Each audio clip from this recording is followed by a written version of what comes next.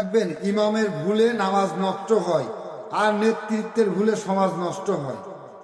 আমরা যখন মসজিদের জন্য একটা ইমাম ঠিক করি তখন কি করি বলুন? তার দাড়ি ঠিক আছে কিনা, তার কণ্ঠ কেমন, নামাজ পড়াতে জানে তো। অনেকেই আবার ঘরের পরিবেশ দেখে, স্ত্রী পর্দায় থাকে কিনা সেইটাও দেখে, তবেই সিদ্ধান্ত নেয়। কারণ সে আমাদের ইবাদতের নেতা হবে। সে ভুল করলে আমাদের নামাজটাই ভুল হয়ে যাবে, এই ভয়টা আমাদের থাকে। একবার ভেবে দেখুন তো, একজন মানুষ যে একটি থানা, একটি উপজেলা, একটি ইউনিয়ন, একটি জেলার নেতৃত্ব দেবে, যে ঠিক করবে বাজেট কোথায় যাবে, রাস্তা হবে কি হবে না, স্কুলে শিক্ষক থাকবে কি থাকবে না, হাসপাতালে ওষুধ থাকবে কি থাকবে না, তাকে আমরা কতটুকু চিনি?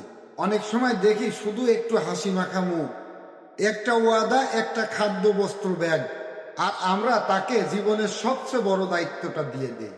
আমরা একবারও ভেবে দেখি না কোনো অভিজ্ঞতা আছে কিনা, চরিত্র কেমন, আদর্শ কি, এইসব ভাবি না। ভাই, দায়িত্ব মানে শুধু আসন না, দায়িত্ব মানে সিদ্ধান্ত, আর সিদ্ধান্ত মানে জীবনের প্রভাব।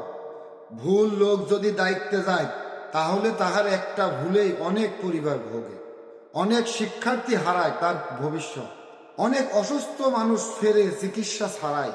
তাই বলি ভাই, যেভাবে ইমামের পেছনে যাচাই করি ঠিক সেইভাবে, বরং তার থেকে বেশি দেখে শুনে দায়িত্বের মানুষ বাঁচুন।